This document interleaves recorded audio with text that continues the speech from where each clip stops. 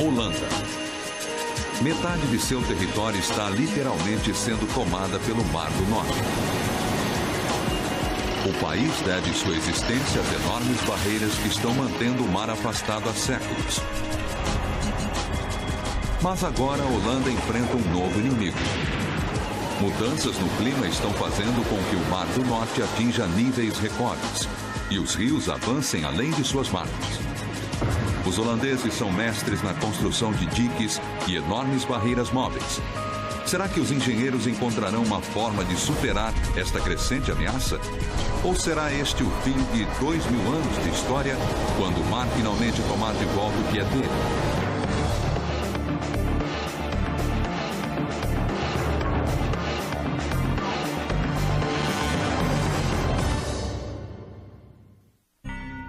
Os Países Baixos ficam na costa oeste da Europa. 2 de suas 11 províncias formam a região da Holanda. A Holanda e suas províncias vizinhas estão engajadas numa batalha épica contra as águas do Mar do Norte. O mar fez desta uma região rica, com abundantes zonas de pesca e acesso às riquezas de outras terras. Porém, o Mar do Norte é também uma ameaça constante. A pitoresca área cultivada no litoral da Holanda está localizada muito abaixo do nível do mar, mas igualmente preocupante são as condições das principais cidades como Amsterdã e Roterdã, o mais movimentado porto do mundo. Quase metade do país corre o risco de ser tomada pelas águas. O destino final da Holanda pode estar nas mãos de seus engenheiros, que devem decidir onde, quando e como enfrentar a ameaça das águas. Pensamos muito sobre as grandes enchentes e tentamos nos proteger contra elas. Mas não esquecemos que qualquer coisa que for criada ou qualquer coisa que seja construída, sempre existe a possibilidade de um acúmulo de água maior ou de uma inundação pior. Então, algo ainda poderá dar errado. E a questão que estamos enfrentando agora é se podemos de alguma forma limitar os estragos que ocorreriam nesses casos. Of laten we gewoon Gods water over Gods akker lopen. Os engenheiros se concentraram em lugares críticos, como o litoral sul, onde está a mais longa represa do mundo, com comportas que podem conter o ataque da próxima tempestade e salvar milhares de vidas. Na entrada do rio Reno, onde os engenheiros projetaram o maior robô do planeta para deter a água em suas margens. Mas será que estes incríveis feitos da engenharia são suficientes para manter a Holanda em segurança? Podem já ter sido, mas atualmente existe uma nova ameaça: a alteração climática em escala global. O aumento de temperatura em todo o planeta fez com que os níveis do mar subissem, desencadeando perigosas tempestades que atingem as comunidades costeiras, fazendo os rios transbordarem de suas margens. Existe algo que possa ser feito pelo homem? Se alguém pode se impor contra a fúria da natureza, são os holandeses. Eles vêm lutando e vencendo uma guerra contra a água que começou 2000 anos atrás. Os construtores holandeses precisam lutar por cada pedaço de seu território, drenando pântanos e erguendo represas. E seus esforços foram recompensados. Com o passar dos séculos, a Holanda quase dobrou seu tamanho original, enchendo a terra pantanosa que se estendia por 30 quilômetros das margens do território até as dunas da costa. Ninguém contesta a obstinada determinação dos primeiros colonizadores que drenaram esta terra encharcada. O único mistério era o porquê. Foi assim que tudo começou. Por alguma razão, as pessoas vieram para cá e decidiram se estabelecer e começar a desenvolver uma sociedade. Não entendo por que decidiram ficar aqui. Uma razão para viver na terra pantanosa deve ter sido o solo extremamente fértil. As terras da Holanda são alimentadas por um dos mais poderosos rios do mundo, o Reno. Partindo dos Alpes, onde fica sua nascente, o rio atravessa quase 1.500 quilômetros antes de verter suas águas no Mar do Norte. No seu caminho, o Reno inunda regularmente as planícies, depositando nutrientes no solo e criando ricas terras cultiváveis para qualquer pessoa disposta a trabalhar duro para drenar. Os primeiros colonizadores construíram suas casas em pequenas colinas perto do litoral. Ocasionalmente, a terra fértil entre as colinas inundava e isolava os residentes uns dos outros.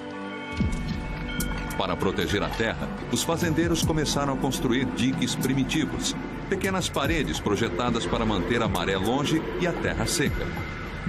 Os primeiros colonizadores holandeses chamavam estes campos de vasilhas, e de pouco em pouco, os pequenos campos foram aumentando.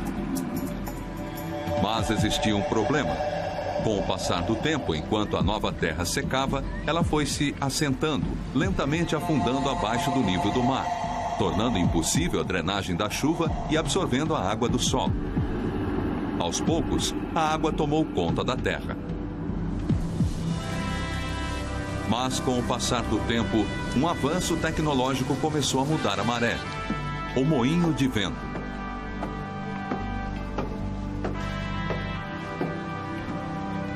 Estas atrações turísticas pitorescas são, na verdade, máquinas sofisticadas, as primeiras bombas de água do mundo movidas pelo vento. Quando cobertas por lonas, as pás dos moinhos se transformam em velas, que capturam o vento que sopra do Mar do Norte e o converte em força de bombeamento através de uma série de engrenagens, que fazem a roda de água girar. Em 1600, os moinhos de vento eram populares, fornecendo a melhor solução para o problema de drenagem da Holanda. Mas existe um limite para a altura que um único moinho é capaz de erguer a água.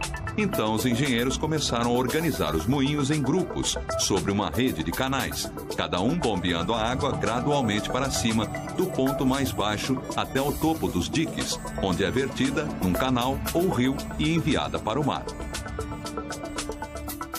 Com o poder adicional do vento, os holandeses podiam agora se apossar de vastas quantidades de terra perto do mar, e a Holanda moderna começou a tomar sua forma. Atualmente, os moinhos de vento estão sendo substituídos por modernas bombas elétricas e a diesel. Todos os dias, milhares destas bombas funcionam sem parar, arrancando a água do solo da Holanda, bombeando 18 trilhões de litros por ano, água suficiente para atender às necessidades de Tóquio durante quase uma década. Mas o sucesso da Holanda em drenar e garantir a terra onde se encontra pode custar muito caro. Expulsar o mar do interior da Holanda foi um feito incrível. Cada nova fazenda, residência ou catedral que surgiram na nova terra se erguia como uma testemunha da engenhosidade e perseverança dos holandeses. Mas, estranhamente, o sucesso ao mesmo tempo expôs o povo holandês a um perigo ainda maior. Porque quanto mais rápido a terra era drenada, mais rapidamente ela afundava. Isso criou uma situação potencialmente desastrosa para um país que já se encontra abaixo do nível do mar.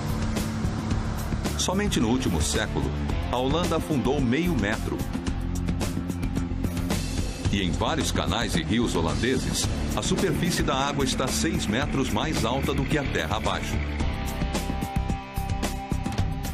A única coisa que segura os rios e o mar são as enormes represas feitas pelo homem e as dunas naturais da costa. Esta é uma preocupação constante para os milhões de pessoas que dependem delas para sobreviver. Os holandeses já viveram essa experiência. Eles sabem muito bem o que pode acontecer se uma dessas barreiras falhar. Não dá para descrever. Houve, é claro, uma grande quantidade de estragos. Tudo o que se podia ver era a água e o gado morto e coisas assim. É realmente impossível descrever. Era como se estivéssemos em guerra. Através dos séculos, as enchentes mataram centenas de milhares de pessoas na Holanda e remodelaram o país da noite para o dia. A pior inundação já registrada foi do ano de 1287, quando o Mar do Norte lançou-se sobre os diques que protegem o norte da Holanda. Centenas de pessoas morreram. Essa inundação mudou a Holanda para sempre, criando uma nova baía, a Zuiderzee, no interior do país. Nas margens da Zuiderzee, os holandeses fundaram Amsterdã, que cresceu e se transformou num importante centro comercial e cultural. Mas as enchentes continuaram a ameaçar a nova capital. Mais recentemente, em 1916, o Mar do Norte invadiu a Zuiderzee, quebrando diques e inundando milhares de lares ao norte de Amsterdã. Com propriedades sob a água e a cidade em risco, as autoridades holandesas finalmente deram um basta. Eles decidiram procurar uma forma de domar o Mar do Norte. Eles se voltaram para um engenheiro visionário, Cornelius Lely, em busca de ajuda. Lely propôs um plano audacioso, o primeiro projeto radical de engenharia da era moderna da Holanda. Ele dividiria a passagem do norte em duas, com uma estrutura de tamanho inédito, um dique de 30 quilômetros de comprimento, através de uma das mais agitadas faixas de água do mundo. De um lado estaria o Mar Bravio, do outro, um novo lago de água doce chamado Itzhelmer. Mas será que ele conseguiria concretizar isso? Ou Amsterdã um dia sucumbiria a uma enchente do Mar do Norte? Ninguém poderia realmente garantir que no final seria um sucesso. Era um projeto bastante perigoso. Muitas pessoas estavam envolvidas, muitas técnicas utilizadas e também novas tecnologias.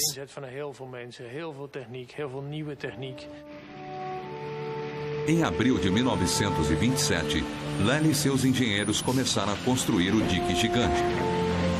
Era o início de um imenso esforço nacional que influenciou a vida de cada cidadão holandês. O plano era erguer duas paredes de barro, com 90 metros de distância entre elas. O espaço seria preenchido durante os estágios finais da construção. Mas as paredes não teriam chance de resistir, a menos que pudessem ser protegidas das poderosas marés do Mar do Norte. Então, milhares de trabalhadores teceram uma enorme rede de gravetos e galhos de salgueiros. Os trabalhadores construíram mais de 1 milhão de metros quadrados desta cobertura protetora, que evitava a erosão do fundo do mar e das laterais do dique. Quando a gigante teia de madeira estava na posição final, os trabalhadores a ancoraram no lugar, com milhões de toneladas de rochas.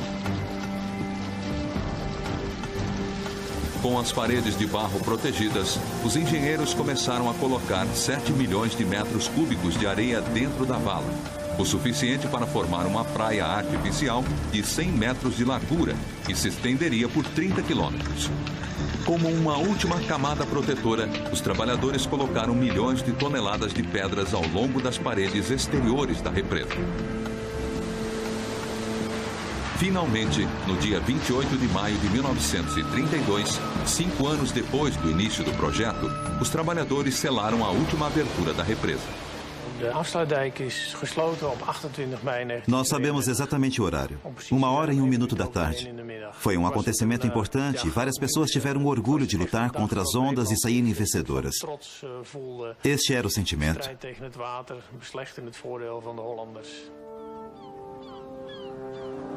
Os holandeses construíram o maior dique da história, uma parede com 30 quilômetros de comprimento que se erguia 3 metros acima da linha da maré alta.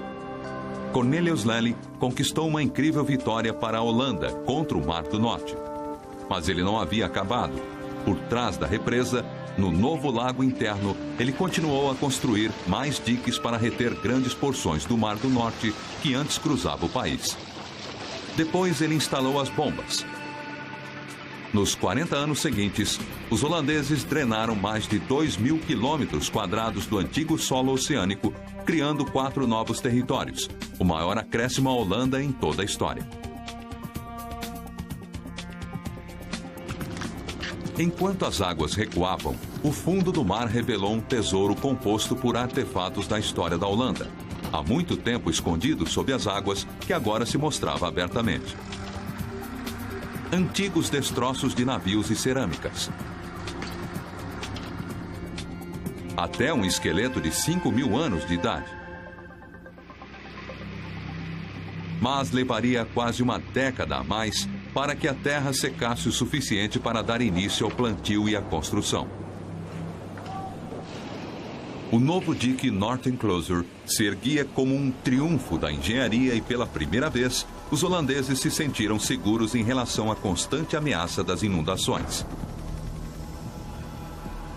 Mais 150 quilômetros ao sul, o desastre estava se formando numa região pantanosa, onde o Reno se divide em pequenas ramificações antes de desaguar no Mar do Norte. Durante a Segunda Guerra Mundial, os bombardeiros dos aliados tiveram esta região como alvo, para impedir que os nazistas a usassem como base de operações estratégicas. Quando a guerra acabou, os diques estavam precisando urgentemente de reparos. Mas eles eram as únicas barreiras que se estendiam entre o Mar do Norte e algumas das antigas terras da Holanda. Então, no dia 1º de fevereiro de 1953, aconteceu o inconcebível. Um vento de 130 km por hora, vindo do Mar do Norte, começou a empurrar uma montanha de água na direção dos enfraquecidos diques do sul. Atingidos por ondas de 5 metros, os diques acabaram cedendo. Um vilarejo, Uvakeg, quase foi varrido da face da terra. Como a primeira represa cedeu durante a noite, a maioria dos habitantes não tinha como saber que o Mar do Norte estava sobre eles. Os diques cederam em 3 lugares. Presos em suas casas, vários se esconderam em seus sótãos, mas isso não era alto o suficiente. Famílias inteiras foram esmagadas ou se afogaram quando suas casas desmoronaram. Nico Portillet foi um dos poucos que tiveram sorte de sobreviver. O papai tinha seu martelo e seu formão. Então, quando estávamos no topo da casa, ele pôde fazer um buraco no telhado para que saíssemos. Pois ele disse, ficaremos presos como ratos. E isso foi o que aconteceu com a minha avó, a algumas casas de distância. Quando amanheceu, o mar havia derrubado 70 diques e invadido quase 75 quilômetros do território. Quase 2.000 pessoas morreram. Foram precisos 10 meses para consertar os diques e drenar a água do mar. Mas para alguns, a memória da tragédia durou muito mais.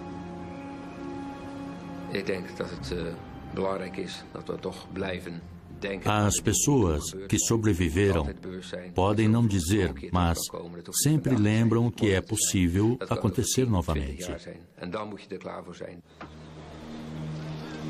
O desastre foi um grande problema para os holandeses. Ficou claro que a represa através da Zuiderzee não era suficiente para proteger o país. Os construtores se deram conta de que precisariam construir outra barreira, desta vez no sul, mas existia um problema. A costa sul não tinha uma, mas várias entradas a serem protegidas, o que representava um desafio muito maior do que qualquer um que os construtores haviam enfrentado.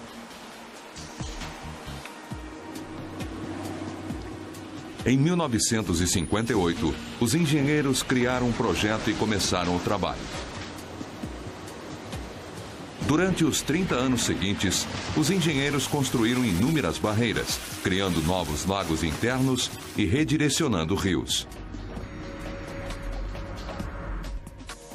Finalmente, restou apenas uma abertura, mas era a maior de todas: o estuário Oosterschelde. As marés aqui atingiam com incrível força.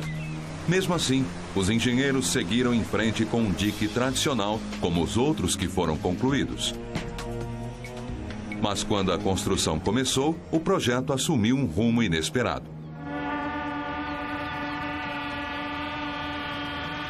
Pela primeira vez na história, o público holandês começou a questionar a drástica reforma de seu meio ambiente. Construir um dique através desta faixa destruiria um frágil ecossistema, ameaçando a indústria pesqueira local. Aconteceram vários debates públicos sobre se queríamos ou não um dique. Ele mudaria o ambiente de água salgada para um ambiente de água doce e o ecossistema de água salgada se perderia.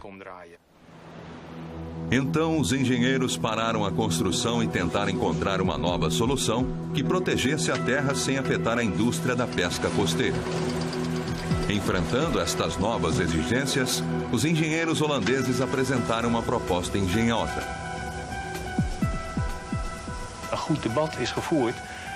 Foi decidido que construiríamos uma estrutura aberta que seria fechada apenas durante tempestades extremas. E a construção nessas condições hostis era muito difícil. Ao mesmo tempo, existia a pressão do tempo, então muita pesquisa e desenvolvimento foram realizados até mesmo na fase de construção.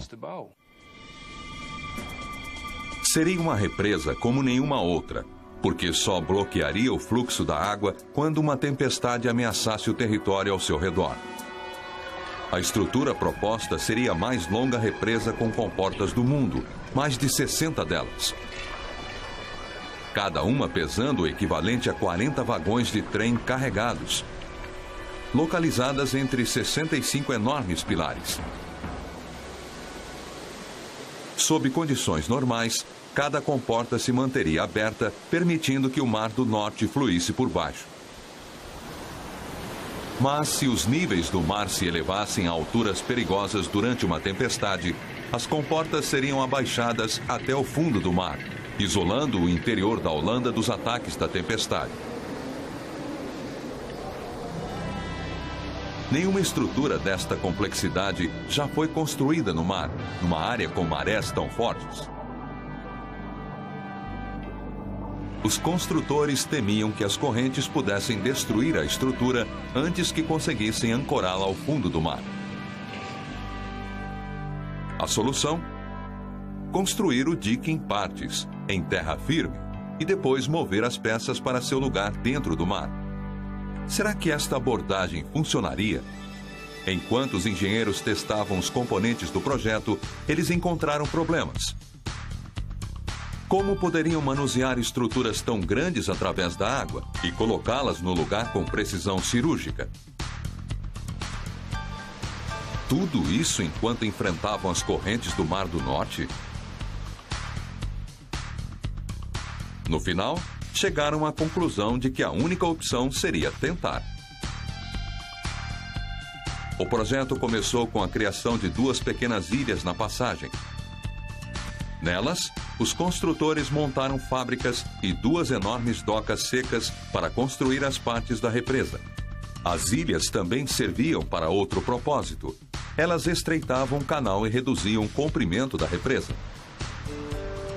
Mas o estreitamento do canal teve um efeito colateral não muito bem-vindo.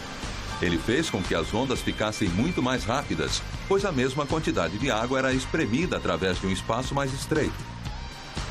Correntes tão fortes fizeram com que o fundo do mar ficasse instável. 2 vezes por dia a água escorre para dentro e para fora em alta velocidade. E construir uma estrutura nessas condições é uma tarefa e tanto. O fundo é formado por sedimentos finos que se movem constantemente. Para compreender melhor como a corrente afeta o fundo do mar, os cientistas vieram para um laboratório como este.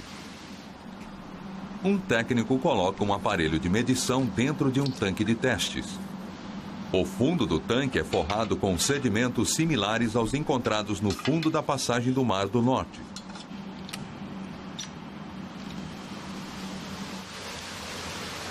Quando a velocidade da água aumenta, até se igualar às correntes da entrada do Mar do Norte, os sedimentos se agitam vigorosamente. Para os projetistas holandeses, as lições foram claras. Se eles tentassem construir a represa diretamente no solo da passagem, as areias em movimento teriam derrubado a construção. Seria possível criar outra forma de fixar a enorme represa? Na costa meridional da Holanda, um novo dique gigantesco estava em construção. Mas o instável solo oceânico ameaçou levar todo o projeto de volta para a prancheta de desenho. Os projetistas se voltaram para a antiga represa Zuiderzee em busca de inspiração.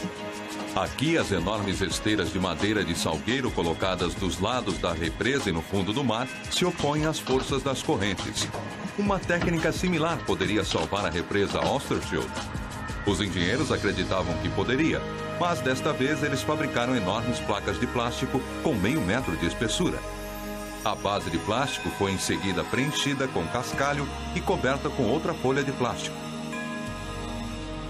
Enquanto isso, estaleiros lançaram 3 novas embarcações de construção, especialmente projetadas para este empreendimento. E numa enorme plataforma seca criada na Ilha do Canal, os gigantescos pilares tomavam forma. Cada pilar tinha a altura de um prédio de 11 andares e pesava mais do que 16 mil toneladas. Estas estruturas colossais deveriam ser posicionadas com grande precisão, e esta seria uma tarefa difícil. As ondas entrando e saindo deste braço do mar são poderosas demais para tornar isso possível. Mas existe um breve período todos os dias, quando as correntes se acalmam e a vazante faz uma pausa, antes que as águas voltem a subir. Era uma pequena brecha, uma janela de 30 minutos que ocorria 2 vezes por dia. Para terem sucesso, os construtores sabiam que seria necessário agir com extrema precisão. Primeiro, da parte de trás de um navio, eles estenderam as esteiras de alicerce com 30 metros de largura e se assentaram no instável solo oceânico. Depois, outro navio manobrava uma das enormes colunas até sua posição, para baixá-la sobre a esteira. Com apenas 30 minutos para completar o trabalho, não existia lugar para erros. O sobrevivente da grande enchente, Nico Portlet, teve uma satisfação pessoal com a construção deste projeto.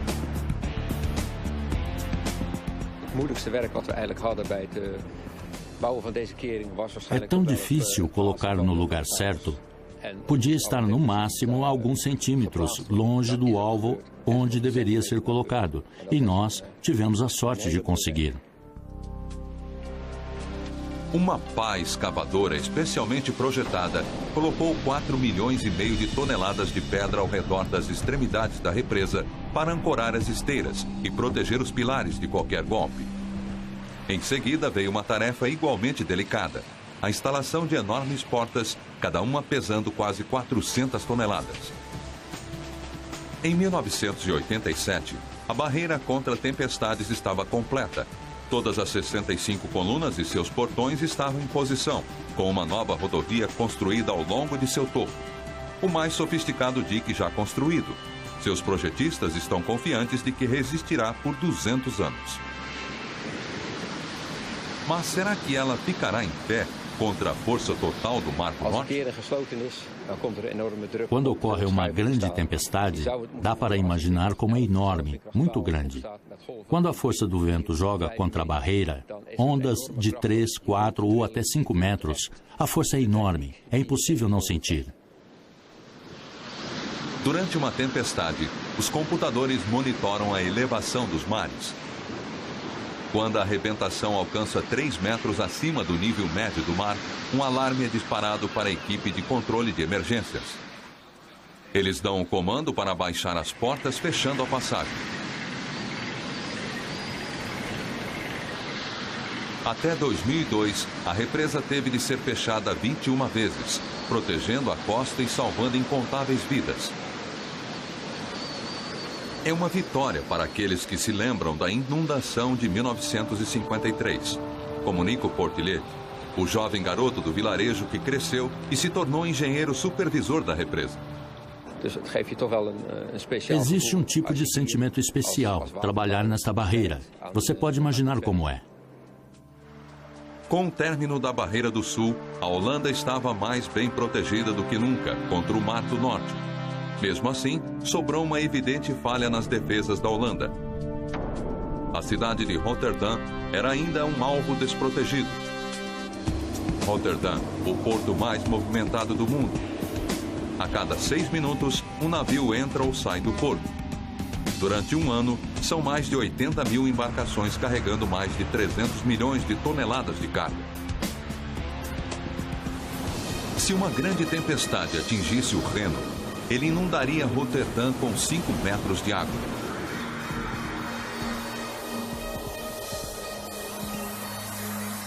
Pior ainda, o mar inundaria uma enorme área ao norte, a parte mais densamente povoada da Holanda, lar de mais de 5 milhões de pessoas. Os holandeses sabiam que precisavam proteger este porto estratégico a qualquer custo. O problema era que ninguém conseguia descobrir como projetar uma barreira contra a tempestade, que não restringisse também o fluxo dos navios e das mercadorias. A maioria dos diques usam comportas para permitir a passagem dos navios, mas comportas são muito lentas para acomodar o tráfego de navios de Roterdã. E uma represa com comportas, como aquela do sul, não funcionaria, porque as comportas não poderiam ser erguidas o suficiente para permitir que os navios passassem por baixo. Sem uma nova barreira contra a tempestade, Roterdã estava muito vulnerável. Em 1991, uma nova geração de engenheiros assumiu o desafio de construir uma barreira contra as alterações das tempestades, grande o suficiente para proteger o porto durante uma emergência, mas que pudesse ficar fora do caminho até ser necessário. Eles chegaram a um projeto revolucionário, um par de barreiras enormes que poderiam ser posicionadas através do rio quando necessário, protegendo o porto de uma enchente causada pela tempestade. Cada barreira estaria presa a um braço gigantesco de tubos de aço. E cada um desses braços teria um ombro, uma bola e um pivô articuláveis que permitissem que a barreira fosse colocada no lugar. Para testar o projeto, os engenheiros fizeram experimentos com um modelo em escala num laboratório. Como modelo, as barreiras de aço reais seriam ocas, permitindo que flutuassem na superfície da água. Quando estivessem no lugar final, elas se encheriam de água e afundariam até o solo marítimo, isolando Roterdã da enchente. No geral, um projeto bastante simples, mas muito difícil de construir. O primeiro teste que fizemos mostrou extremas instabilidades de toda a estrutura, simplesmente por causa da corrente que passava por baixo da barreira enquanto a colocávamos no lugar. A barreira estava totalmente fora de controle.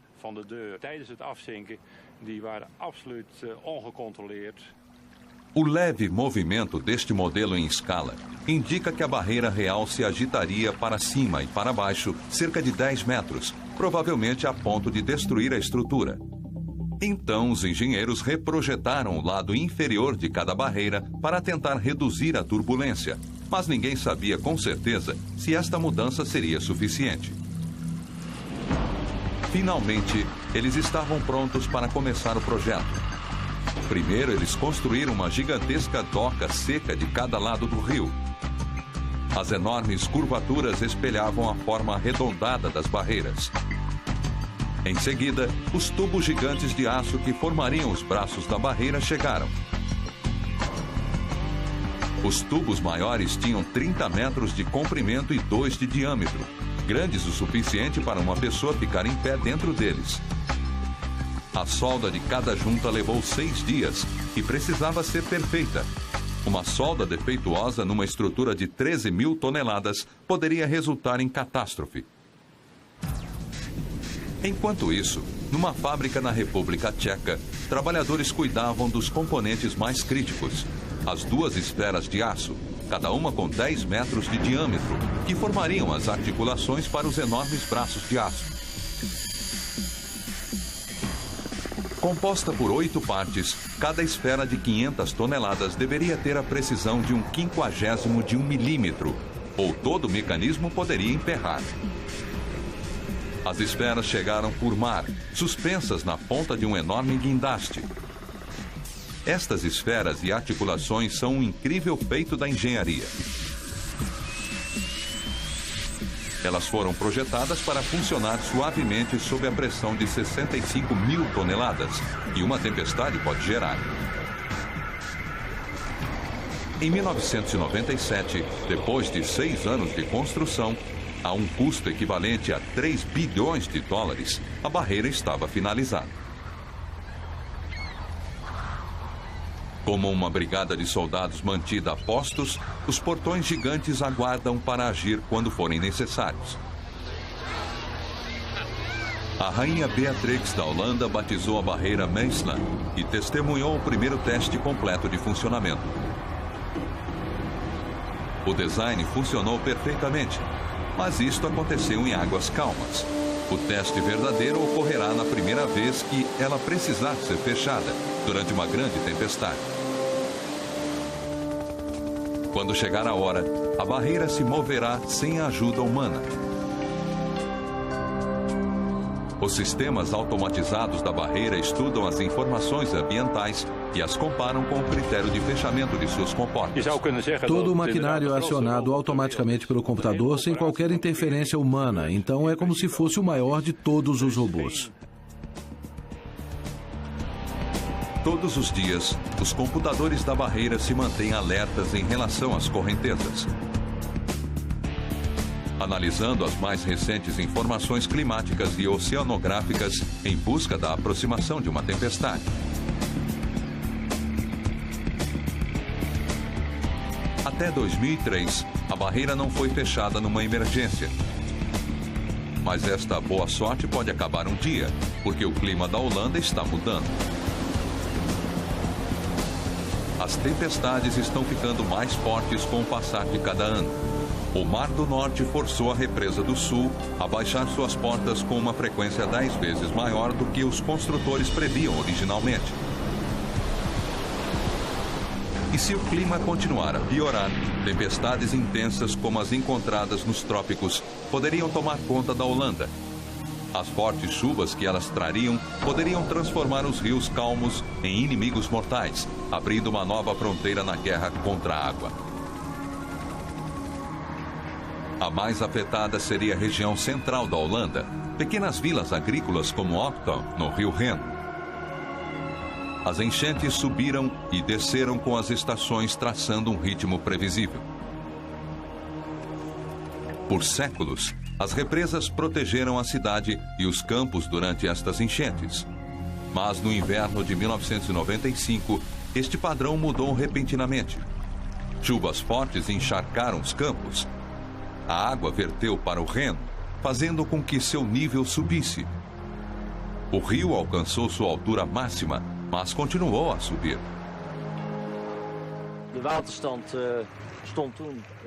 O nível do rio ainda estava aqui. A represa começou a desmoronar. Foi uma situação muito perigosa. Recebi o conselho de sair imediatamente. Foi um momento crítico. O rio aumentado ameaçava invadir as represas e inundar o vilarejo. Haveria uma parede de água destruindo todas as casas, num círculo de cerca de 1 quilômetro. E isso significava que a vila de Octon, com cerca de 3.000 habitantes, teria sido devastada. Mas a inundação não aconteceu. O rio parou de subir e lentamente foi baixando. Será que esse fato era nada mais do que um episódio que aconteceria apenas uma vez por século? Se o aquecimento global for uma realidade, talvez esta seja uma indicação do que está para acontecer. As chuvas podem se transformar como as tropicais, e isso significa que chegarão aqui com a mesma intensidade. Se você viaja para o sul, sabe que as tempestades tropicais são muito mais intensas do que aqui no norte. Será que o aumento das chuvas pode fazer com que a Holanda enfrente uma guerra em 2 frentes contra um Mar do Norte mais furioso? E inundações dos rios? Para descobrir o que o futuro pode trazer, alguns planejadores holandeses vêm estudando um lugar mais próximo aos trópicos e a um continente de distância onde os engenheiros enfrentam problemas semelhantes. Nova Orleans, Estados Unidos.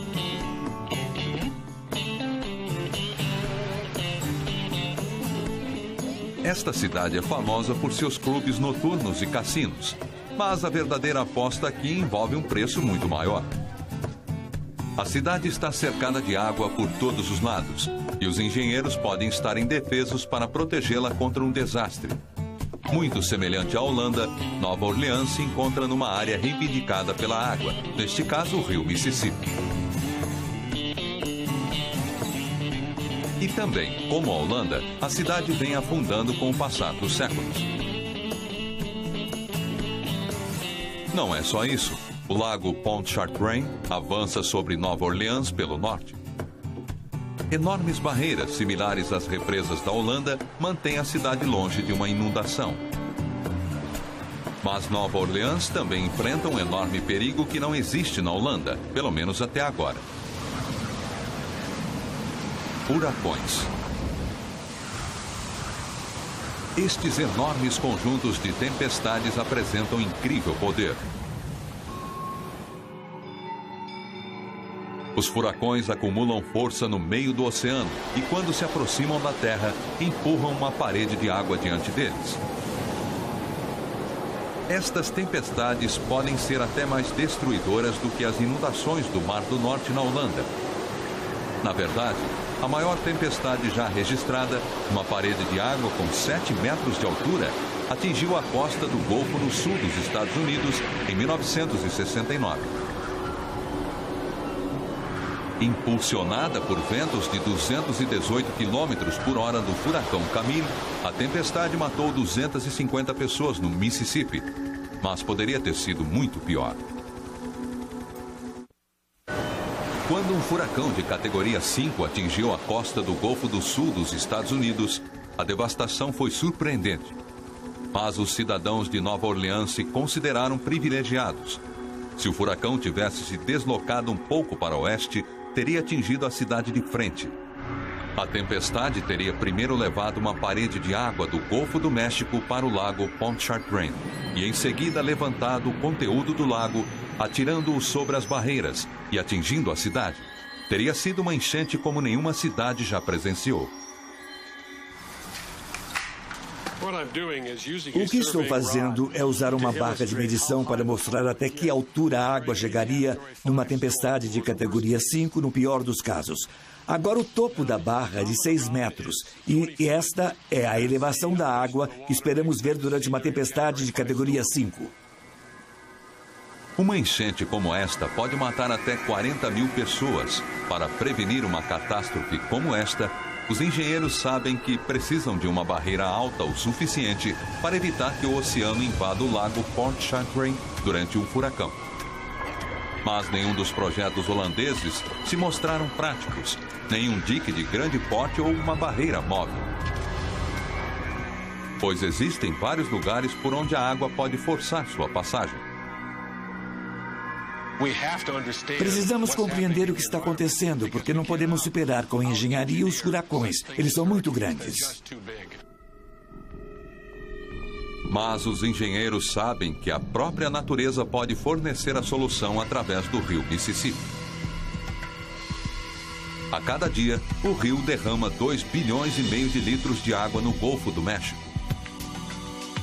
Com esta água, passam milhares de toneladas de sedimento claramente visíveis do espaço como uma mancha avermelhada na entrada do rio.